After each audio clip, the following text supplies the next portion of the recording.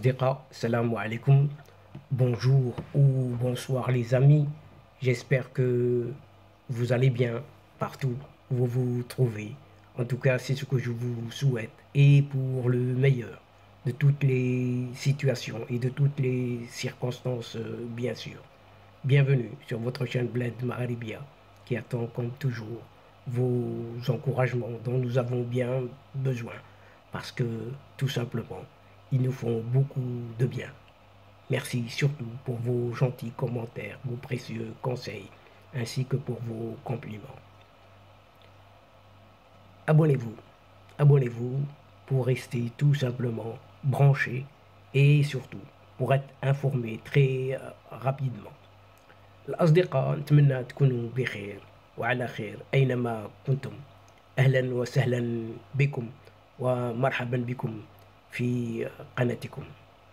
Cette séquence vidéo ne peut s'empêcher de revenir une fois encore sur ces à côté de ce fameux groupement des BRICS à travers les dessous de la décision dont le Maroc serait la principale source de tous les malheurs que vit cette pauvre Algérie décidément, selon bien sûr, selon toujours son régime au pouvoir.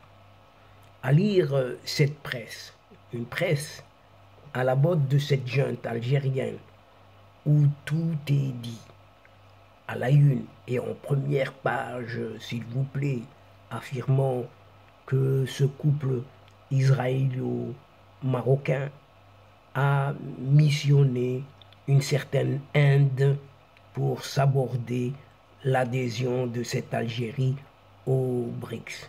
Rien que ça, pas moins que ça. Et voilà. Et voilà ce qu'en dit un certain quotidien algérien, et pas des moindres, l'expression .dz de son nom, de ce nom, sur ce sommet des BRICS, décidément qu'on n'arrive pas à avaler. Et un sommet qui s'est tenu récemment à Johannesburg, en Afrique du Sud, et qui a débouché, comme tout le monde le sait maintenant, sur l'élargissement de l'organisation où ne figurait pas du tout cette malheureuse Algérie. Car cela débute par ce grand étonnement dans les sphères diplomatiques internationales.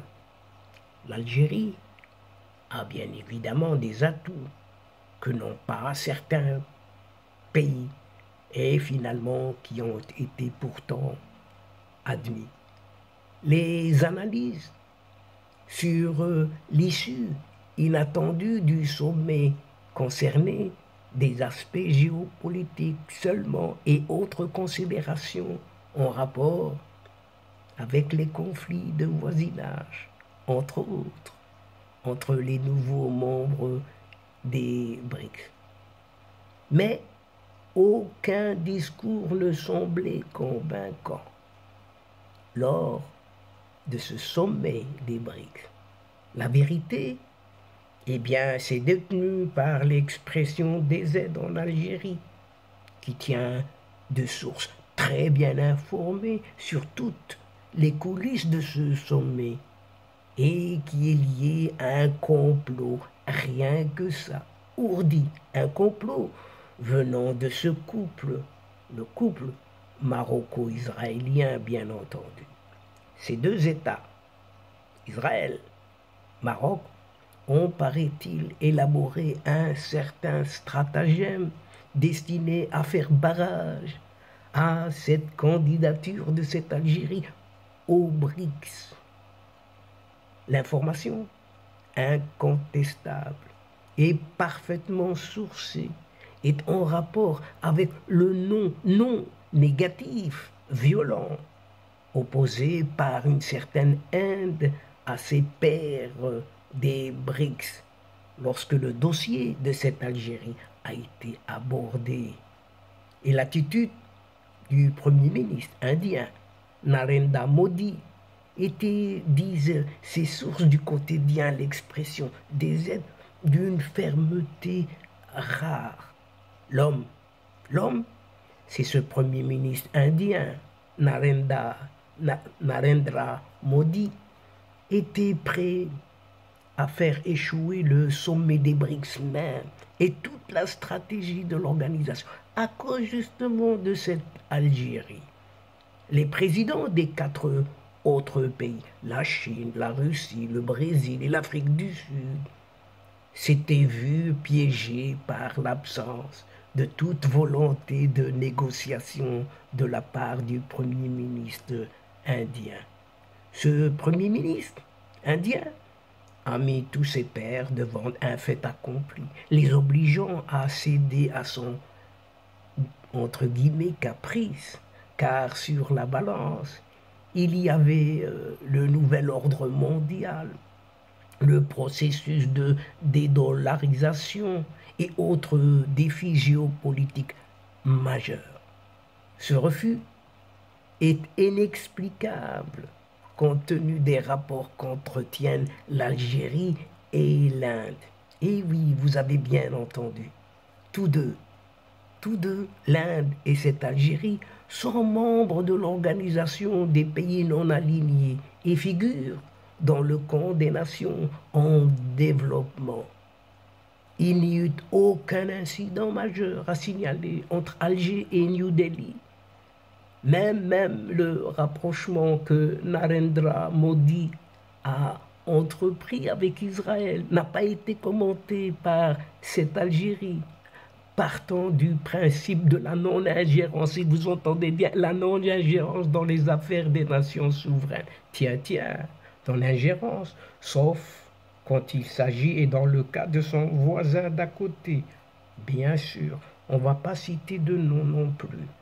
Cet homme de 73 ans, ce Premier ministre indien, depuis 2014, a débuté sa carrière politique dans un groupe paramilitaire ultranationaliste indien. C'est comme en cette Algérie, pas loin. Cet Indien est à l'origine d'une législation fortement anti-islamique dans son pays, comme en Algérie. Son discours est à la limite de la haine contre les musulmans indiens aux antipodes de la tradition indienne, comme en Algérie.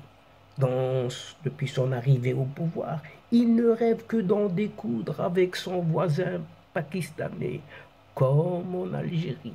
Pour preuve, en décembre 2019, il fait voter par le Parlement la réforme de la loi sur la nationalité qui modifie très substantiellement le principe du sécularisme ou de laïcité inscrit dans la Constitution et va contribuer à faire des musulmans des citoyens de seconde zone, comme en Algérie. Suivez le regard avec une certaine Kabylie. Mais alors, ne pourrait-on pas affirmer tout autant en ce qui concerne cette vieille moisie et parvenue junte algérienne qui tient les rênes du pouvoir d'une certaine main de fer en cette Algérie? Le quotidien, l'expression oublie tout ça et il poursuit que les annales politiques de cet homme racontent que sous le Mahatma Gandhi, l'Inde était l'un des acteurs centraux du non-alignement. Et avec l'arrivée de ce Narendra Modi au pouvoir, New Delhi a opéré une posture de multi-alignement qui ne tient compte que de ses propres intérêts étroits, s'éloignant des principes de la conférence de Bandung, fondatrice du non-alignement. Décrit par ces observateurs avertis de la sphère politique indienne, Narendra Modi est l'archétype du militant anti-Gandhi, ce que décrit l'expression qui ne croit pas au dialogue mais au rapport de force. Sa visite en Israël en juillet 2017, écrit toujours l'expression, a fondé sa doctrine anti-islamique. En contrepartie, l'Inde a bénéficié de transferts de technologies et de contrats d'armement avec Israël. Encore, il y en a. Encore. Le rapprochement exceptionnel pour un pays de cette stature avec Israël a été mis en avant par l'État, je vous le donne dans le mille, sioniste, qui considère que l'Inde de Narendra Modi est une prise géopolitique majeure. Peu de visites d'un dignitaire étranger ont suscité à l'époque un aussi grand écho dans cet État hébreu. Cela traduisait une ouverture d'Israël vers un marché en plein essor et une concrétisation de sa mainmise sur un pays gigantesque, l'Inde, qui abrite une communauté juive. Tel Aviv ne s'est pas trompé, puisque cet allié de taille allait lui servir dans sa tentative de freiner l'élan d'un pays ennemi, qui est l'Algérie. Vous l'avez trouvé et deviné tout de suite. Il faut dire qu'Israël n'était pas seul à la manœuvre, puisque là derrière se cachait un certain Maroc à travers son ministre des Affaires étrangères, Nasser Bourita, était le complice parfait dans cette opération. Le retrait à la dernière minute de la candidature du Maroc, là, c'est le retrait de la candidature du Maroc. De quoi? Des BRICS. Eh bien, ce retrait s'explique par cette proximité. Proximité, non seulement avec Israël, mais avec l'Inde. Vous l'avez compris aussi. Les sources de ce journal, l'expression, qui ont démonté, paraît-il, toujours, pierre par pierre, le scénario de ce complot, affirment que la reculade, vous savez de qui? D'un certain Merzem. Et ce qui s'est produit lors de l'étude de toutes ces candidatures ont été au centre d'une communication téléphonique, tout simplement, entre, vous savez qui? Nasser Bourita et son homologue indien, Subrahmanyam Jai Shankar. J'espère avoir prononcé convenablement le nom, le 20 août dernier, c'est-à-dire 4 jours, juste 4 jours avant le sommet des BRICS à Johannesburg.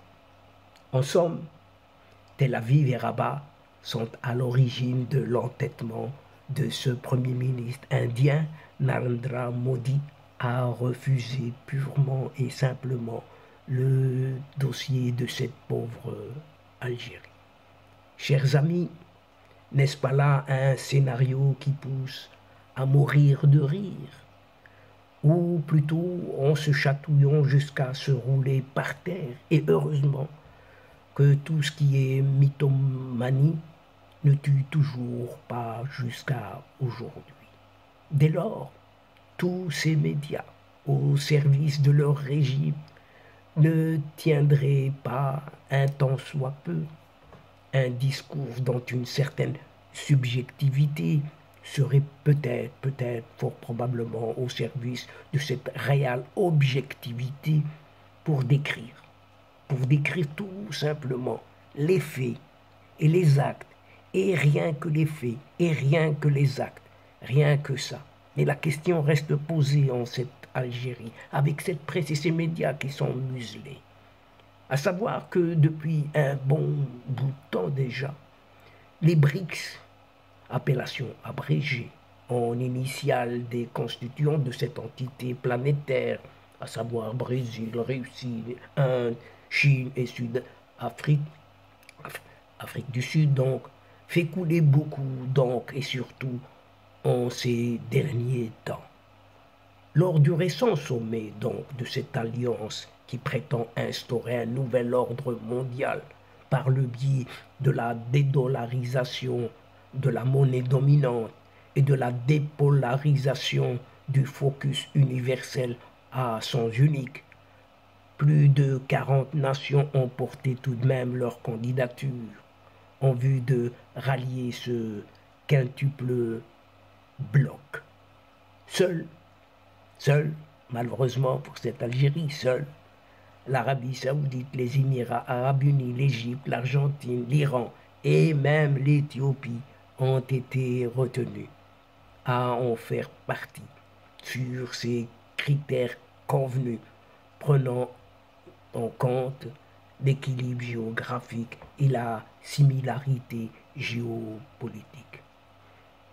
Et comme ce 15e sommet de ce contingent de tous bords a eu lieu du 22 au 24 août dernier en terre sud-africaine, donc on s'est payé le luxe d'y faire assister parallèlement et en coulisses comme un guignol sourd-muet séparatiste sans le convier à prendre la parole au même titre que ses réels États soi-disant légitimes. Le Maroc, quant à lui, sans patienter, en s'en démarquant tout simplement afin d'esquiver le vilain guet-apens sournoisement tendu par le pays accueillant à travers la fabulation faisant état de la candidature marocaine au préalable et la présence en fausse note des sécessionnistes au Congrès en même temps. En revanche, la junte de cette Algérie-là s'arrachait les cheveux de s'en être exclue alors qu'elle en avait fait le cheval de bataille auprès des présumés alliés, notamment la Fédération de Russie et surtout son ami, cette Afrique du Sud. La junte d'Alger en faisait tout un drame, pleurnichant même, car elle ne se doutait nullement de ce revers très cinglant et s'en allait claironner sa victoire sur tous les toits avant la proclamation. À présent, elle est persuadée, cette Algérie, dorénavant, qu'elle n'y mettrait jamais les pieds, puisque l'Arabie Saoudite, les Émirats Arabes Unis, l'Égypte et l'Inde opposeront leur veto de manière ferme et définitive à son éventuelle envie de s'y intégrer. En fait, on pourrait dire que le royaume du Maroc préfère mener une démarche réaliste et équilibrée avec l'ensemble des nations protagonistes. Et ce Maroc-là est en bon terme avec justement les antagonismes extrêmes, tout en préservant son autonomie décisionnelle, son parti pris ni alignation. Et toujours ce Maroc met en avant un accord de libre-échange avec les États-Unis et le Royaume-Uni, comme ils mettent en œuvre un partenariat stratégique avec la Russie, la Chine ou l'Inde et même Israël. Et ce Maroc-là trône en partenaire privilégié avec l'Union européenne, le CCG, Conseil de coopération du Golfe, la communauté économique des États de l'Afrique de l'Ouest, dont l'une des composantes, en l'occurrence le Nigeria, qui est relié avec le Maroc par ce fameux projet du gazoduc. Il est bien certain que si Alger pleure aujourd'hui, telle cette fameuse cigale, s'en sort aujourd'hui, après ce cuisant échec, c'est que cette Algérie fond tous ses espoirs sur ces BRICS qui constituent son seul refuge pour camoufler son énorme ratage en interne par sa politique belligérante et miséreuse, surtout envers sa propre population, et en externe par l'étau qui ne fait que se resserrer de plus en plus autour de cette pauvre Algérie qui part dans tous les sens comme on vrille. Et donc, chers amis, mesdames et messieurs, nous sommes arrivés à la fin de cette séquence. Et avant de vous fixer un autre rendez-vous à une prochaine fois, Inch'Allah, n'oubliez pas de vous abonner pour recevoir les dernières infos de votre chaîne, tout en vous remerciant pour votre participation, de nous suivre jusqu'au bout. Mais n'oubliez pas de partager partout où vous êtes et où vous pouvez le faire, tout simplement. أصدقاء وصلنا إلى نهاية هذه الحلقة، وقبل موعد آخر للمرة القادمة إن شاء الله لا تنسوا الاشتراك لتصلكم الفيديوهات أخرى، ونشكركم كثير الشكر على مشاركتكم للمتابعة. L'instant est arrivé juste pour vous dire au revoir les amis et à la prochaine fois Inch'Allah. أصدقاء السلام عليكم ورحمة الله وبركاته. مع السلامة.